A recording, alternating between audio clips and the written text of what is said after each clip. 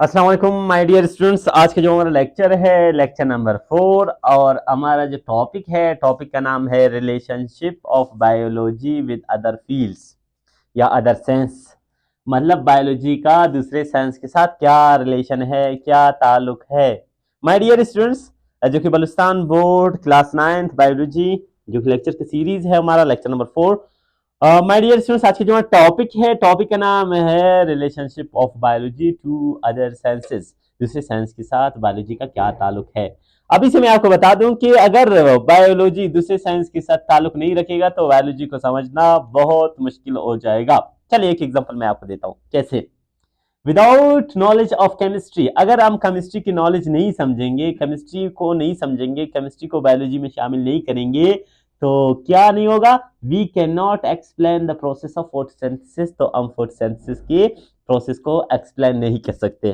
For example photosynthesis क्या होता है, थोड़ा सा मैं आप लोगों को ब्रीफ थोड़ा सा इंट्रोडक्शन करवा दूं आज फोटोसिंथेसिस का। माय डियर स्टूडेंट्स, एक पौधा है यहाँ पे। अब पौधा है तो पौधे में पत्ते भी है। अब पत्ता में ग्रीन नजर आएगा, क्यों? क्योंकि उसमें क्लोरोफिल है और क्लोरोफिल का काम क्या है? लाइट को जज्ब करना। खैर इतना डिटेल से नहीं समझाऊंगा। सनलाइट से यहाँ पे रेस आ रहे हैं, सन से लाइट आ रही है, उनको जज्ब कर रहा है कौन? पत्ता। पत्ता उनको जज्ब करेगा। अब यहाँ पे पत्ते के पास नाक भी है। अब जब पत्ते के पास नाक है, उसका नाम है, हमारा तो नोज है ना, नाक जिससे हम सांस लेते हैं, तो पत्ता भी सांस लेगा ना। तो उस नाक का नाम है स्टोमेटा। स्टोमेटा माउल से कार्बन डाइऑक्साइड आएगा पत्ते के अंदर। कार्बन डाइऑक्साइड किसकी मदद से? स्टोमेटा की मदद से। और यहाँ पे मिट्टी से, फॉर एग्जाम्पल यहाँ पे रूट्स है, रूट्स की मदद से वाटर H2O।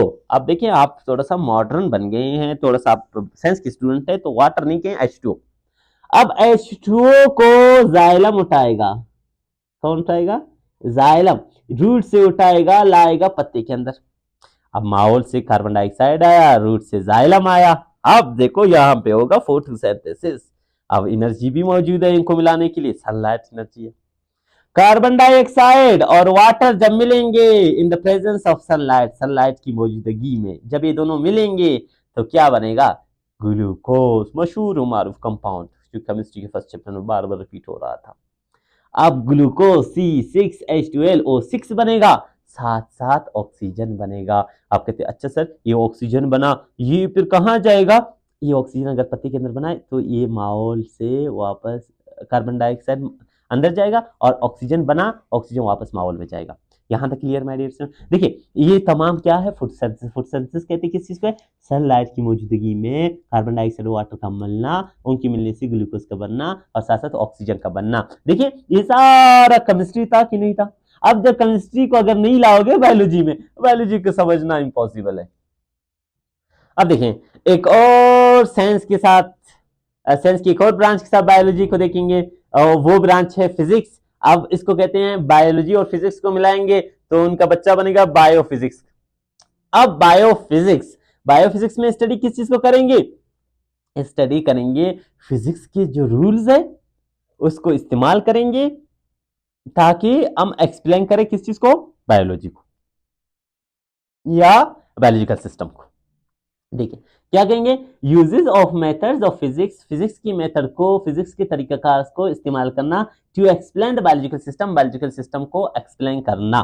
फॉर एग्जांपल मिसाल के तौर पर first type of lever physics में, लीवर जो कि देखें फॉर एग्जांपल अगर यहाँ पे कोई चीज पड़ा हुआ है, आप यहाँ पे कोई लोड रखकर इसको आसानी से उठा सकते हैं, ऊपर आसानी से उठा सकते हैं। ये क्या है? फर्स्ट टाइप ऑफ लीवर है। और हाथ में आपका बाजू, बायोलॉजी में movement of arm and legs आप ऊपर करेंगे, ये क्या है? ये है बायोलॉजी में। अब फिजिक्स और बायोलॉजी को एक साथ रिलेट करके समझ लिया आपने। माय डियर स्टूडेंट्स देखिए साथ साथ बायोकेमिस्ट्री, बायोलॉजी और केमिस्ट्री को आपस में मिलाया तो इनका बच्चा बना बायोकेमिस्ट्री। अब बायोकेमिस्ट्री में स्टडी करेंगे किससे? केमिस्ट्री में पढ़ते हैं सर हम केमिकल्स को और कंपाउंड्स को स्टडी करेंगे। हाँ, केमिकल और कंपाउंड को केमिस्ट्री में स्टडी करेंगे।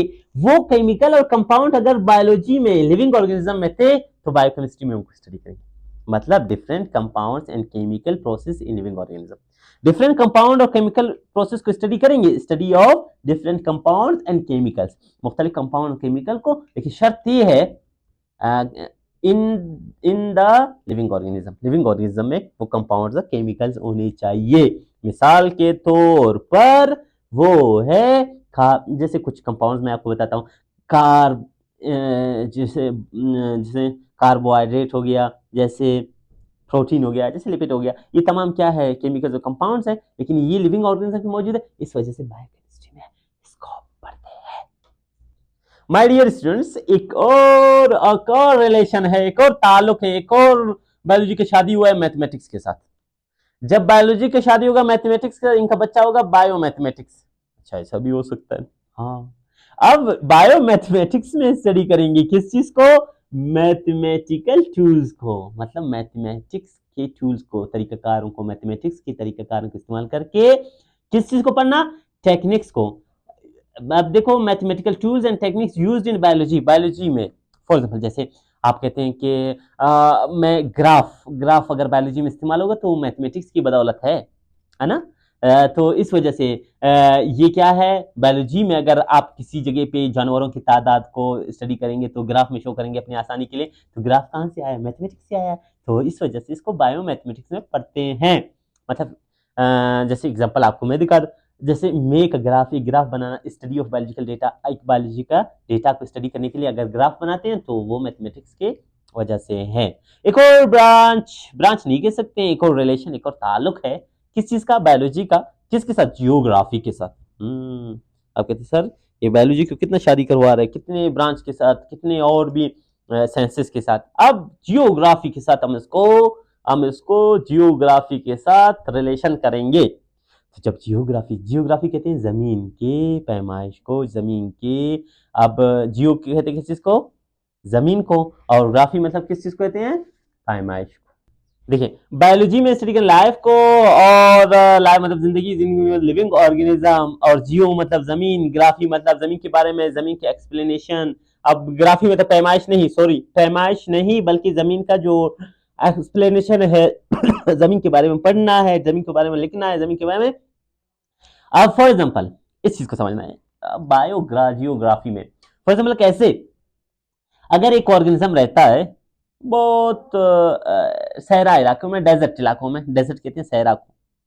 अब डेजर्ट में रहता है वो अलग तरीके से अलग होता है। वो अगर कोई जो बर्फ वाली जगह पे रहता है वो अलग टाइप के होते हैं। माय डियर स्टूडेंट्स, देखिए, तो बायोजियोग्राफी में हम स्टडी करेंगे geographical distribution of living organism. मतलब इसका मतलब ये है कि जमीनी तौर पर ऑर्गेनिज्म मुख्तलिफ डिस्ट्रीब्यूट हुए, तकसीम हुए, उनको स्टडी करेंगे। मतलब जमीनी हवाले से ऑर्गेनिज्म को स्टडी करेंगे। डेजर्ट वाले ऑर्गेनिज्म अलग है, और बर्फ वाले अलग है, जंगलात वाले अलग है, मुख्तलिफ किस्म के ऑर्गेनिज्म अलग है, उनको स्टडी करेंगे बायोजियोग्राफी में। देखिए यहाँ पे कुछ मिसाल बायोजियोग्राफी की मैं कुछ मिसाल दूंगा। फॉर एग्जाम्पल कैमल ऊंट, जो कि रहता है वार्म डेजर्ट में, गर्म सहराओं में रहता है, वो अलग खसलतें होते हैं, उनके अलग टाइप्स होते हैं। और कुछ पोलर बीज, जो कि पोलर कहते हैं वो जिसको जो बीर कहते हैं रीच को, और पोलर कहते हैं वो जो कि अर्थ की वो पोल में, उस कोने में है। ये कैसे, फिर बर्फीली या कोल्ड एरियाज में रहते हैं। तो हर ऑर्गेनिज्म का जो जमीनी तौर पर उसको तकसीम किया गया है उसको स्टडी करते हैं बायोजियोग्राफी में। बायो इकोनॉमिक्स, अच्छा, इकोनॉमिक्स के साथ भी लिविंग ऑर्गेनिजम्स का ताल्लुक है। हाँ, इकोनॉमिक्स कहते हैं मैशियत को, इकोनॉमिक्स कहते हैं किस चीज को, मैशियत को। अब लिविंग ऑर्गेनिजम्स को इस्तेमाल करके मैशियत का, अब मैशियत में फायदा भी हो सकता है, मैशियत में कभी कभी लॉस भी हो सकता है। अब मैशियत में लिविंग ऑर्गेनिजम्स का आप स्टडी करेंगे बेनिफिट्स को और लॉस को, कि लिविंग ऑर्गेनिज्म की वजह से मैशियत बढ़ रहा है या कम हो रहा है, सरमाया बढ़ रहा है या कम हो रहा है, इसको बायो इकोनॉमिक्स में स्टडी करते हैं। अब ये जो बेनिफिट्स है, ये जो लॉस है, किसके साथ ताल्लुक है इसका, लिविंग ऑर्गेनिजम्स के साथ। तो याद रखना, study of living organism as a source using economic model, मतलब लिविंग ऑर्गेनिज्म को यूज करके मैशियत में कितना फायदा हो रहा है, कितना नुकसान हो रहा है, तमाम को स्टडी करेंगे। किसमें? बायो इकोनॉमिक्स में।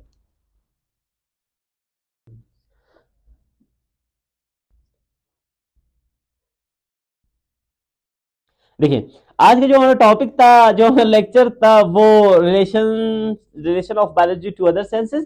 हमने यहाँ से स्टडी करते करते करते करते यहाँ तक आज के जो हमारा लेक्चर था हमने स्टडी कर लिया। मतलब बायोलॉजी का अगर शादी फिजिक्स के साथ करेंगे तो उसके बच्चा बनेगा बायोफिजिक्स, केमिस्ट्री के साथ करेंगे तो बायोकेमिस्ट्री, और मैथमेटिक्स का बायो मैथमेटिक्स, जियोग्राफी से बायो जियोग्राफी, इकोनॉमिक्स से bio economics. My dear students, आज के जो लेक्चर था यहाँ तक। नोट्स को भी पढ़ लीजिएगा, लेक्चर को भी सुन लीजिएगा, और कोई क्वेश्चन है तो पूछ लीजिएगा। बुक को लाजमी एक दफ़ा पढ़ लीजिएगा। अल्लाह हाफिज़।